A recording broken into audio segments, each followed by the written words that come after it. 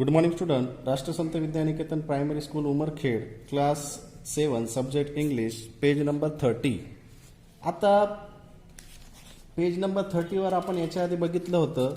ही जी story आहे ती story आपण याच्या आधी बघितलं होतं, पण आता तीच स्टोरी आपल्याला काय करायची आहे की समोर न्यायची आहे. ती स्टोरी कशी आहे की त्यांच्यासारखे उत्कृष्ट तेच की त्यांच्या वर्गामध्ये 60 मुलं मुली होती आणि ते कशा मस्त्या वगैरे करायचे अशी स्टोरी होती.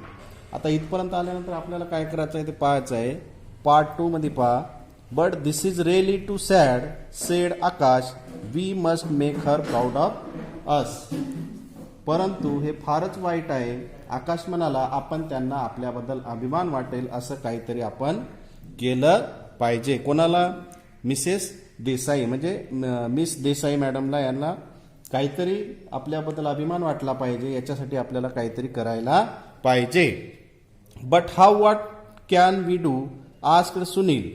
सुनील काय म्हणते पहा, पण परंतु कसे आपण काय करू शकतो आस्क्ड सुनील. सुनीलने विचारलं.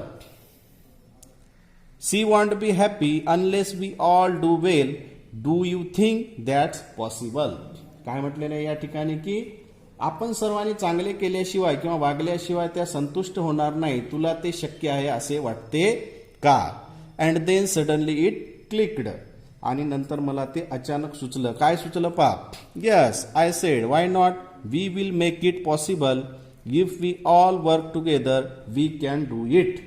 होय मी म्हणाले का नाही, आपण ते शक्य करून दाखवू. आपण जर सर्वांनी एकजुटीने जर काम जर केलं तर आपण ते नक्कीच करू शकतो. कारण तो वर्ग जो होता तो वर्ग अतिशय खोडकळ वर्ग होता आणि ते खोडकळ वर्ग असल्यामुळे त्या मॅडम बरेचसे विद्यार्थी टेस्टला बसलेच नाही. काही विद्यार्थी फेल झाले, काही विद्यार्थी खूप कमी मार्क त्यांना मिळाले आणि थोड्याफार विद्यार्थ्यांनाच चांगले गुण त्या ठिकाणी मिळालेले होते. म्हणून त्या मॅडम काय झाल्या होत्या, नाराज झाल्या होत्या. ठीक आहे.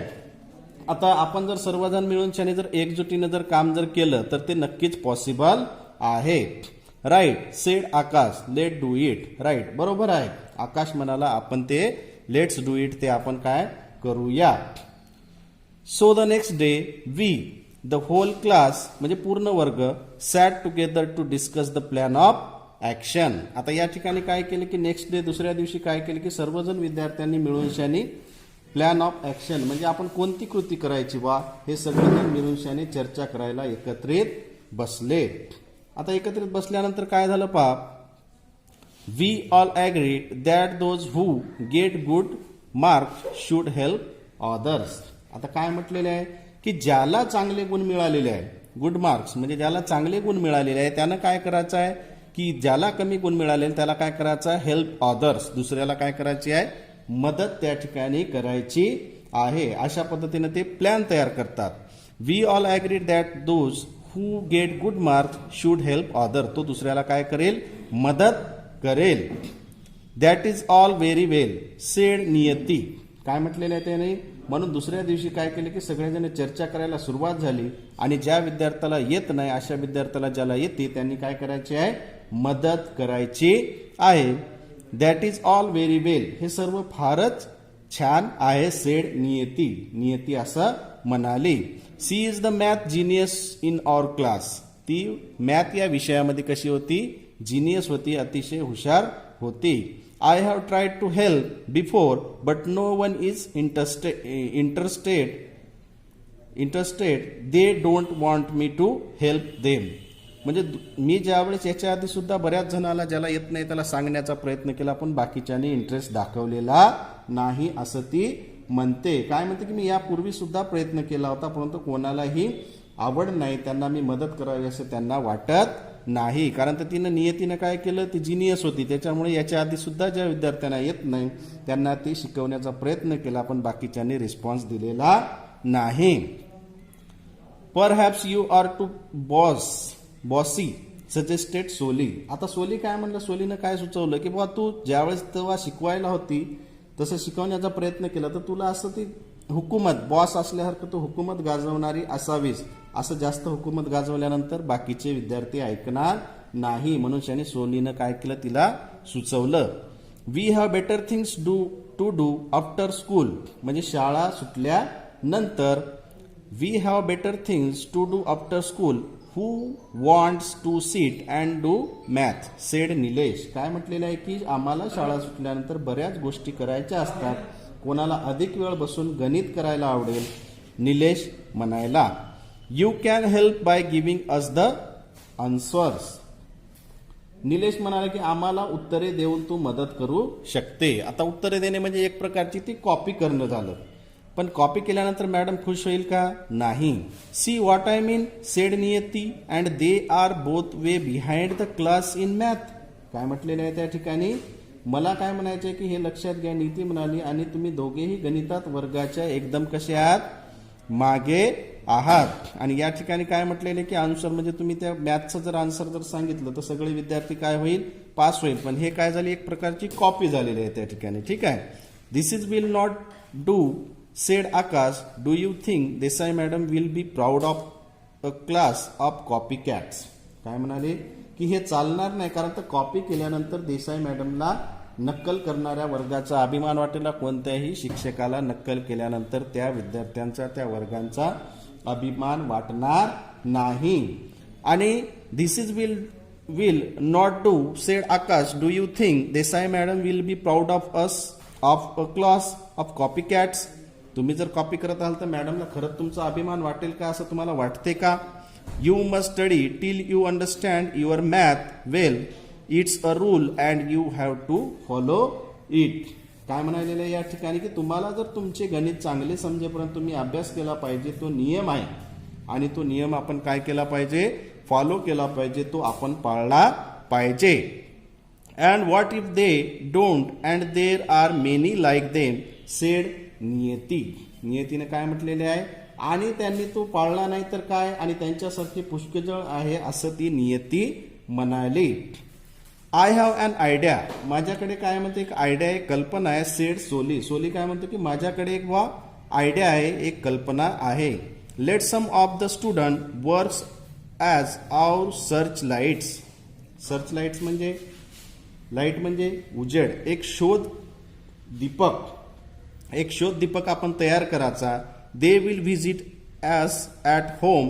Talk to us every day to see that we study. आपण काय करायचं? एक सर्च लाईट आपल्यामधला एक तयार करायचा आहे, एक शोध दीपक. आणि कोण कोण घरी अभ्यास करत आहे, कोण अभ्यास करत नाही याचा तो काय करेल?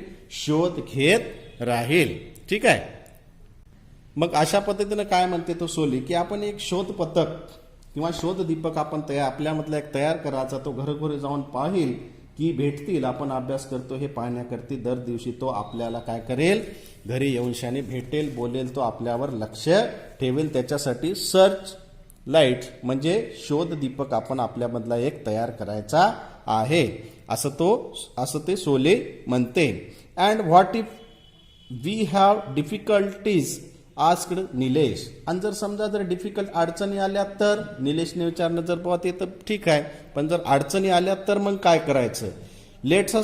Late us also have study guards like Niyati who will help us out of a difficults. जर अवघड जर अभ्यास करताना जर अवघड आलं तर मग काय करायचं? तर त्यावेळेस आपण काय करायचं? नियती काय म्हणते की स्टडी गार्डची आपण काय करायची?